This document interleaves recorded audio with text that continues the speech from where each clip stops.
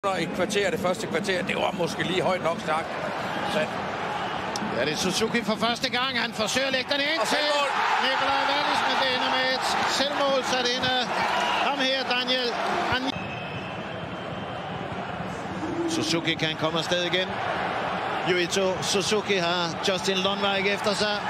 Stadig Suzuki. Rajovic finder en position derinde, han sparker selv. Ja. Og en redning fra Lukas Lund. Og en god ind af slagsen, Carsten. Ikke noget frispark heller til Elias Andersson. Det er Nuanate, der tager bolden fra svenskeren. Wallis på kanten af feltet, og det er Lukas Lund igen med en redning. Ligner også en, han skal tage.